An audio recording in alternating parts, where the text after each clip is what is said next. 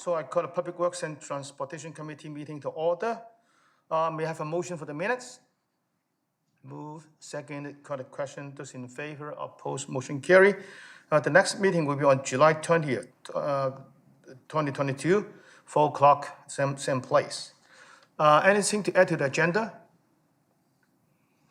I have one item to add. I will ask staff to do a feasibility study for a pedestrian crosswalk at River Road and Lioness Lane. I'll speak to it when it comes to manager's report. This will be item 7A. Okay, if there's no addition. Chair, could you just repeat what was the intersection again? River Road and Lioness Lane. Oh, thank you. Thank you.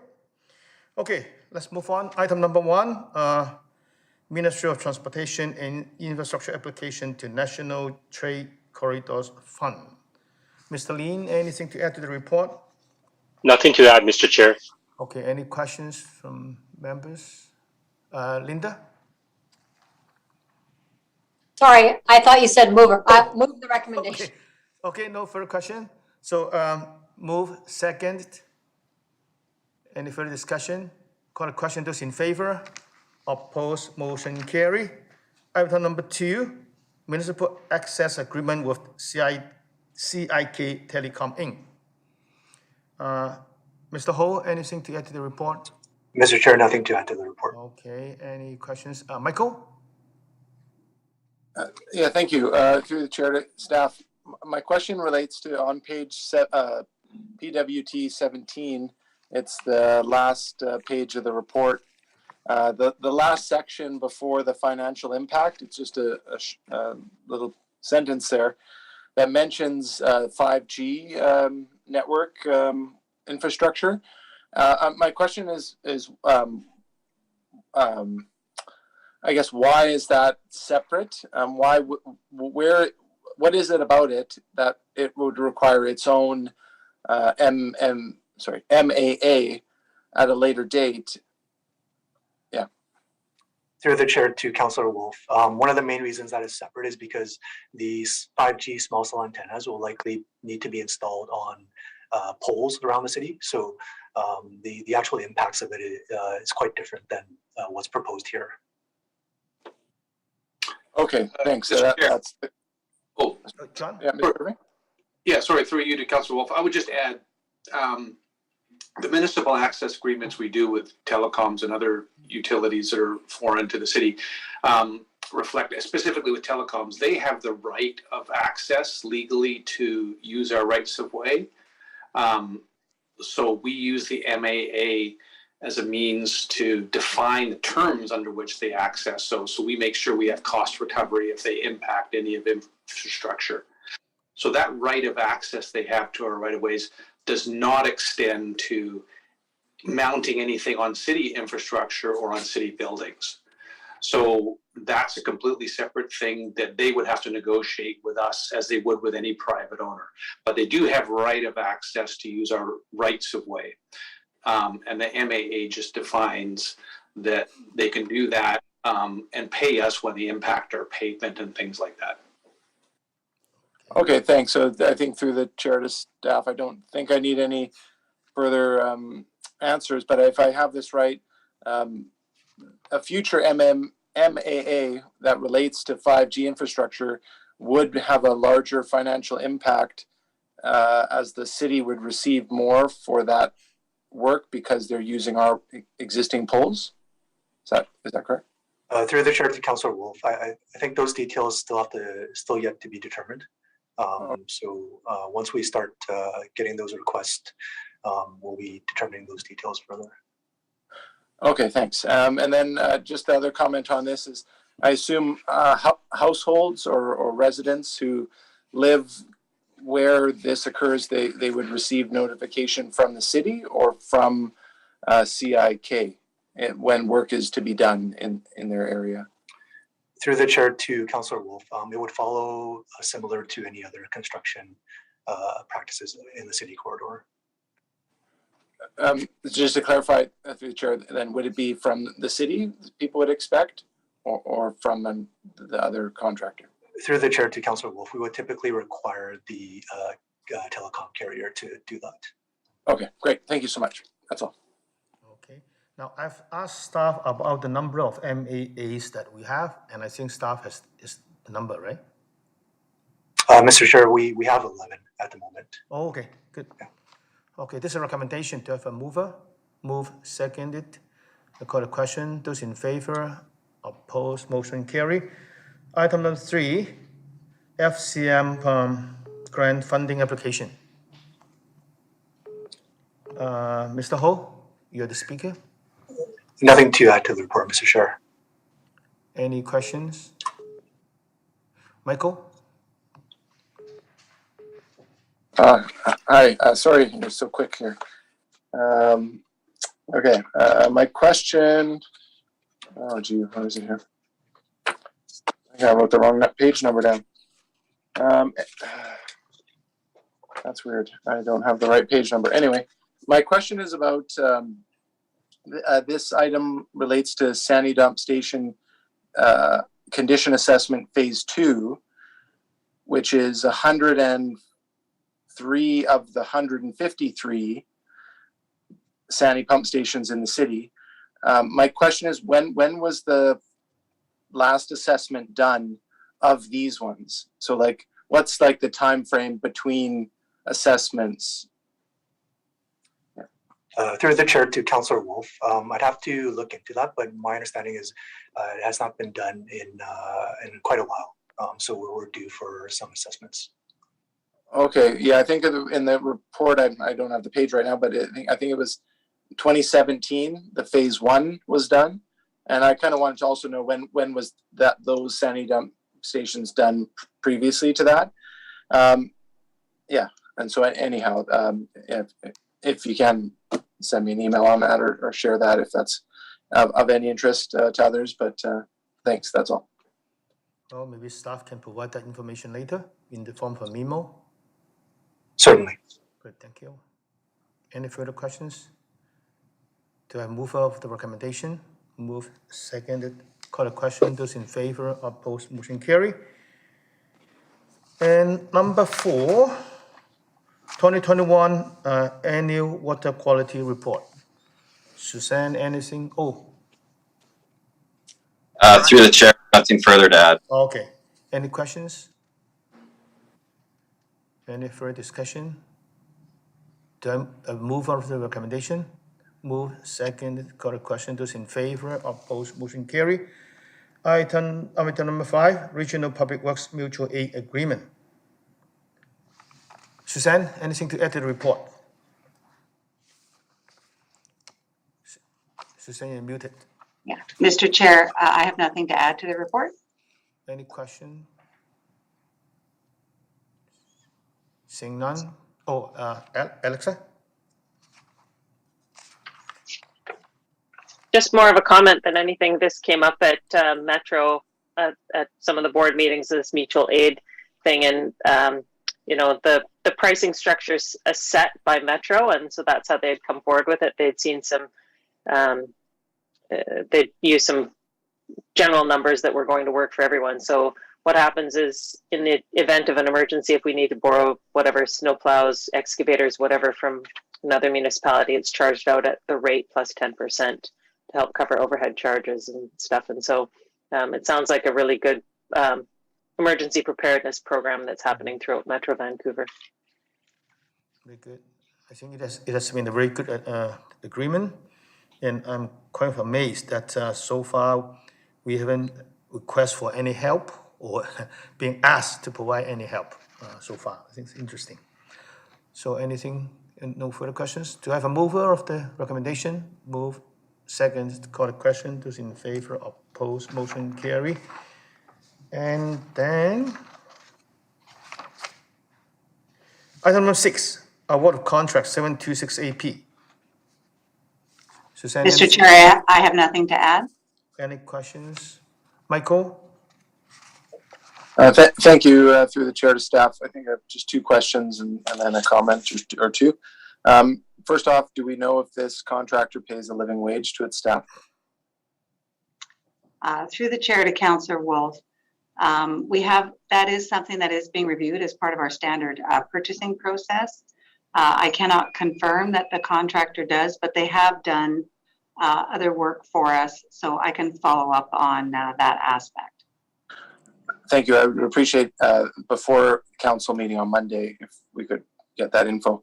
I will support it at committee here, pending answer there. The second question I have through the chair to staff is locations in the city where GFL currently operates sites for recycling and disposal. Is it only the one on River Road between 6 and 7 Road? Through the chair to Councillor Wolf, are you referring to the processing facility that they operate? Yes. There is a processing facility that they operate under contract to Recycle BC or on behalf of Recycle BC. And some of the materials from this contract would be going to that facility as well. But as with anything with recycling markets, materials do get marketed to different locations pending where they can get best value. Okay. So like, would I guess then there's a site on Mitchell Island that receives, so that like there might be other locations in Metro Vancouver, obviously not too far away, otherwise gas costs would be too much of a factor. But so they would take the stuff collected from this contract not just to Richmond sites, but they would go elsewhere as their first stop. Yeah, through the chair to Councillor Wolf. For example, the facility I believe you're referring to is the one on Knox Way. Yes. They would likely take the paper materials to that location. They would take the metals to a location such as Richmond Steel, and they would take the organics likely to the EnviroSmart facility in Delta. So it's just different locations depending on where the facility is best positioned to recycle and process that material. Okay, thanks. My final question through the chair staff on this is, I know there was lots of ways for evaluation, the review process of each, but in there, I'm not sure if it was captured, but like community or environmental responsibility of the company, and I bring that up because around Knox Road and River Road in that area, there's a lot of regular layers of plastic debris and paper and all sorts of garbage that ends up lining the roads, and a lot of it is because it blows out of trucks that aren't containing it properly, and it's hard to track where all those trucks are going. And I know that the existing GFL site on Knox, I don't know if it's once a day or what, they have a number of staff on foot walking the streets, picking up debris that have come likely from their vehicles because they're waiting in the line to get to their facility. So I just want to know that we're aware of the work that these 5 proponents take to clean up streets that are maybe not directly caused, but likely caused by their operation. Does that factor in? Through the chair to Councillor Wolf, there are a number of things that go into our consideration, such as their corporate profile and capacity to perform the work, their understanding of the work, their financial performance, as well as environmental considerations. So it is a consideration that goes into the evaluation process, and it's something that we can address with the proponent as they are already used by the city in other ways. So there's opportunities for us to work with them if there are concerns in that regard. Terrific, thanks. I appreciate that. And just a comment then on this, I know that some community associations in Richmond have used GFL for pickup of waste or recycling stuff that people don't need anymore. And my first thought was that they were taking it directly for disposal, but I did learn later on that GFL was one example that they actually did pick up items that were going to be taken to places where they could be repurposed or put into recycling streams. So I thought that was a good thing to note. So great. Thanks for the report. Good. Are there any further questions?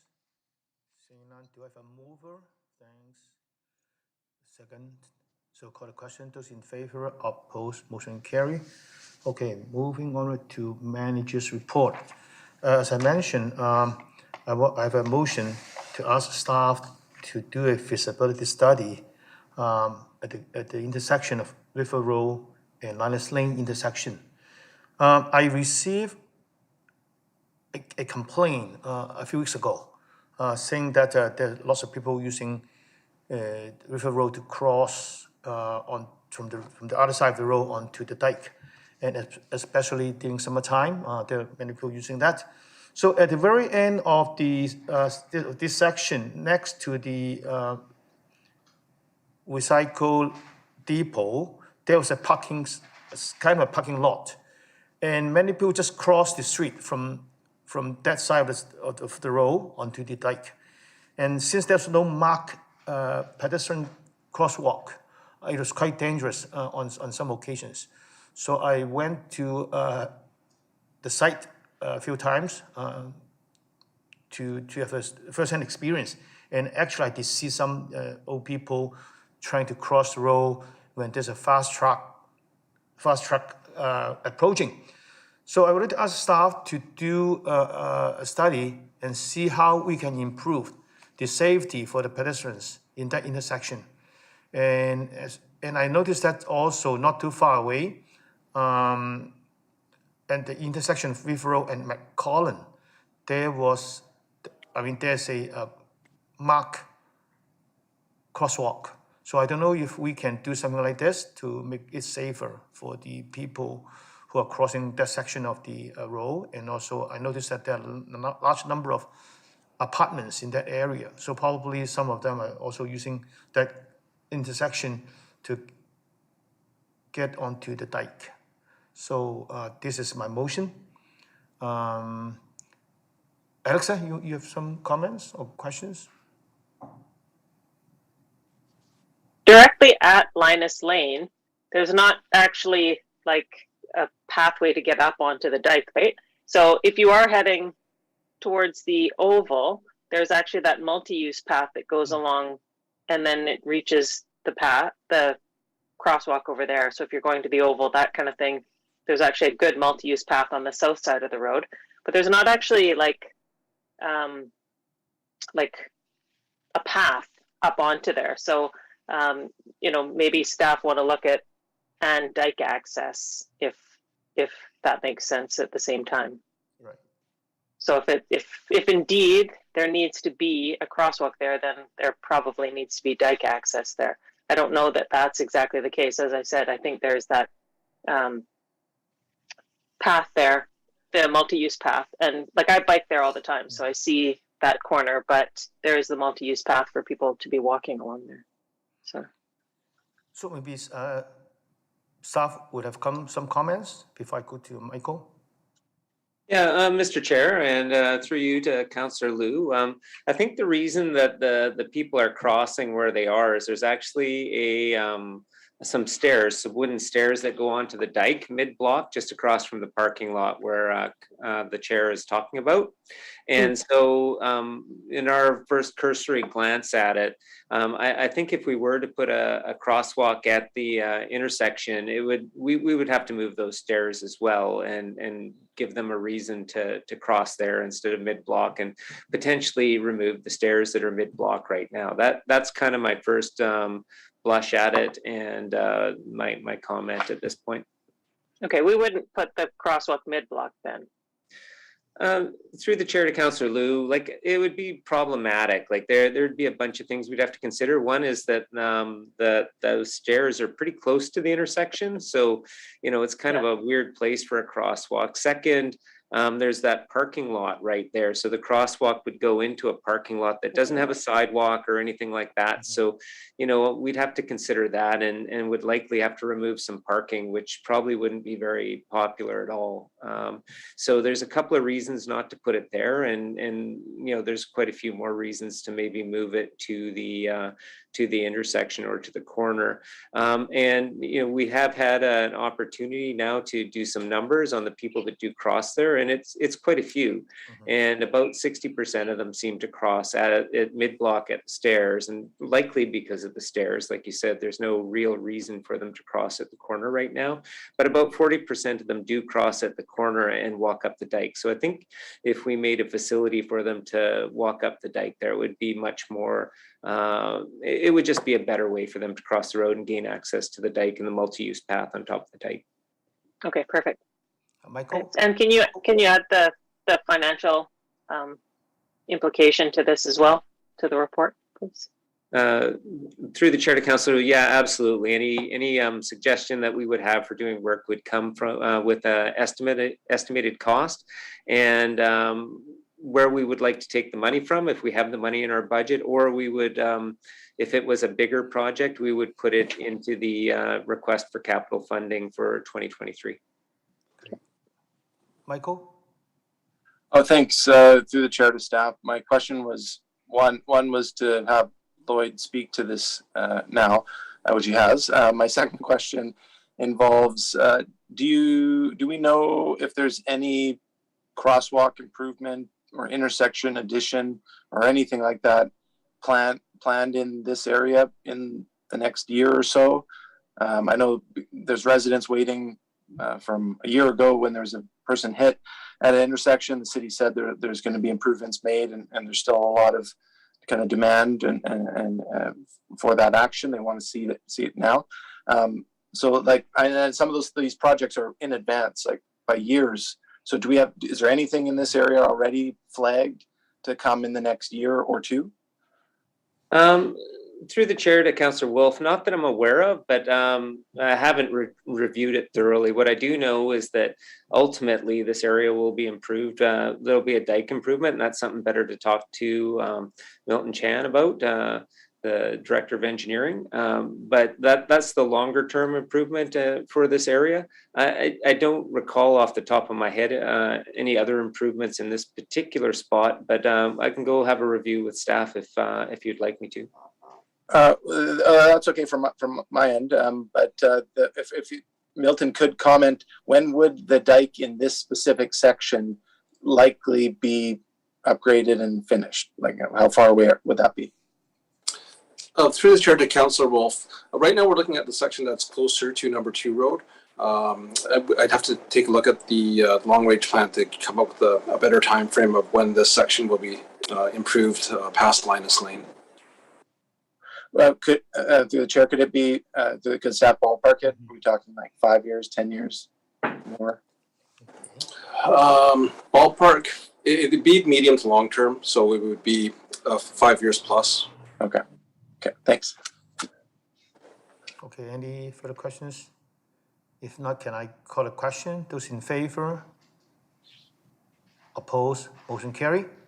Okay, manager's report. So any? Thank you, Mr. Chair. For transportation, I do have a couple of updates through you to committee. The first one is related to the ongoing concerns about buses waiting on Steveston Highway near Seaward Gate in front of the Richmond Transit Center. Staff have engaged Coast Mountain Bus Company, and as a result, transit operations are soon going to be modified.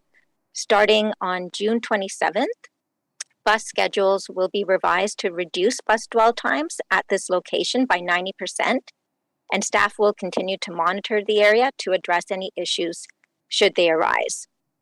The second update is regarding a new flashing yellow pedestrian actuated crosswalk installed at Sexsmith Road and Brown Road, and that was activated on June 14th.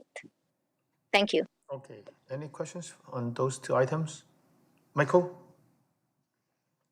Hi, it's not on those two items, but if that's the only traffic related manager's report, I do have a question about traffic, and it's just maybe just for staff awareness, if anything. So there's been a lot in the news recently about the Port of Vancouver banning older trucks older than 10 years. I think they're calling it the rolling age truck program. And there's been a lot of hype around trucks putting protests on, blocking streets against this. And I'm unclear. I've looked through some articles, and I don't know if it's only the Vancouver part of the report that's going to ban the older trucks, or all sites, including those in Richmond? And so are staff aware of that impact to Richmond? Or all of a sudden the older trucks that are more polluting, they're going to come to Richmond, and all the clean trucks are going to go to Vancouver? Like, do we have any sense on what this is going to do? And are we aware if there's going to be any protests that will cause traffic mayhem? Through the chair to Councillor Wolf, yes, we're aware of the ports program. What I can say about that is it's beyond our control. We don't really have a say in the port whether they ban particular trucks or not. And we're not certain what the impacts will be on Richmond. And while I don't know that there would be protests in Richmond, I do think that this program is in effect in Richmond. So it could potentially impact us from the perspective of protests and stuff, but we haven't seen any to date. Great, thank you. Linda? Thank you, Mr. Chair, and through you to staff.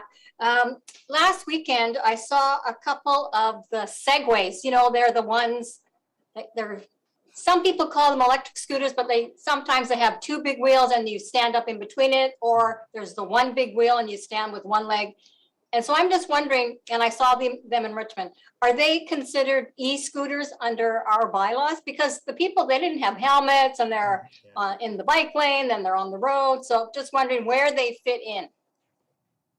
Through the chair to Councillor McPhail, I don't think that they fit in under the law right now. The scooters, the e-scooters, are exactly what you imagine they are. They're the scooters that we were looking at from Lime today and stuff like that. The segways and things, I do not believe that they are actually legal on our roadways at this point in time. Nor and I'm not even certain what you call the one wheel thing. I think that's the name of the company, is One Wheel. But I'm not positive about that, but I don't believe that they're actually legal on the roadway or sidewalks throughout British Columbia at this point in time, and I don't know of any places where they are or any programs that do include those. But like you, I have seen them on the roadways, and that would be a matter of enforcement. Should the RCMP see them, they should probably ticket them or deal with them as they see fit. All right, thanks very much. Okay, any further manager's report? Mr. Ho? Thank you, Mr. Chair. I wanted to provide a quick update on Frechette. So we've had a higher than normal snowpack levels this year, also a cooler than normal spring. That has delayed snowmelt and increased flood risk across the province, particularly for communities with less developed flood protection systems. Current Fraser River flow levels measured at Hope, hovering around the 2-year return period range. Temperatures are expected to go up this weekend, so flows will increase slightly, but still forecasted to be within the 2 to 5 year return period range. According to the province, we are either currently at peak freshet levels or getting really close. So staff will continue to monitor the situation, but Richmond is well protected, and we haven't had any significant issues so far. And once freshet season is over, staff will present the annual freshet summary report in the coming months to council. Very good. Linda? Thank you, Mr. Chair, and through you to staff. Did you just say there hadn't been any issues? Because I know there's been a lot of debris in the river lately, and just wondering if there's been any issues, down at the end of number 2 road down there, because a lot of debris goes into that kind of side channel. Through the chair to Councillor McPhail, yes, we are aware of debris starting to accumulate in the area, but nothing in terms of impacting the dike integrity. Great, thanks so much. Okay. Any more reports from managers? Seeing none. Oh, Michael? Thanks. I just thought I could tag this onto a manager's report, but if there was none related, really brief 2 points here. The city is I'm sure aware of the invasive species around like blackberry that are growing, and pretty much every trail, every multi-use path, every place in the city is losing a little bit of space this time of year to blackberry reaching out and with its sharp thorns and such. So if we are aware at the impact that's having of people using, I know this is the month of participation, trying to get people active. But I know from students I talk to, a lot of them say some of their main routes to school, they don't even attempt them this time of year because they get all scratched up. So is there staff comment on how we're keeping up with keeping the invasive Himalayan blackberry in check? A lot of it is one-time brushing, and then it comes back stronger and thicker with more shoots the next year. So how are we actually making a significant gain on space and access to nature and recreation and all that? Any comments? Through the chair to Councillor Au, staff can look into this further and provide some feedback via memo around what is occurring. There's a number of different departments that share responsibility on management of sidewalks or boulevards. So we'd have to engage our colleagues to understand further information. Okay, great. Thanks. And just one follow-up then on that. As this is Public Works Committee, and I know that the Audlinwood Park or Audlinwood ESA or Audlinwood area that's beside Alderbridge Way, where the multi-use path has been paved and put in, and they've just placed the little trees in between the road and the pavement. There's right where that trail's been closed off for half a year. And there's a big area where staff have been working to install all this, and there's a huge knotweed patch, Japanese knotweed patch, and it's bigger than ever because we just took a whole bunch of trees down that were shading it, and now it's getting all the sun it's ever wanted, and it's growing immensely, and it's about to put hundreds of thousands of seeds all over the city in towards the nature park. And because that area is closed off, I don't go in there. I used to go in there regularly and volunteer and remove invasives, or at least snap the branches before they go to seed. I didn't want to do it in this case because it's closed off, but also because it's closed off, sometimes the city puts up signs saying they're applying herbicides to maintain knotweed. So I thought maybe while that area is closed off from the public, maybe we're addressing the knotweed problem in those areas at the exact same time. Could staff either comment now or in that memo, perhaps? Yeah, through the chair to Councillor Wolf. Again, I'd have to further look into that. There could be a QEP, a qualified environmental professional involved in this project, and we'd have to consult with the project management team, potentially the QEP, to understand what is occurring there, but we can look into that as well. Thank you.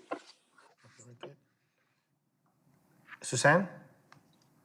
Mr. Chair, just to add to that, I can advise that the bylaws department does investigate where sidewalks or pedestrian paths are blocked by shrubs, and those are addressed on a complaint basis, and then we do send letters out through the Public Works Department to advise owners that they must trim back to ensure that those pathways are clear. So we do that currently, and that is our crews working on the pathway that was mentioned by Councillor Wolf. So we'll work with Peter's group and just follow up in terms of the work that's been going on in there. Very good, very good. So any further reports or questions? Seeing none, may I have a motion to adjourn the meeting?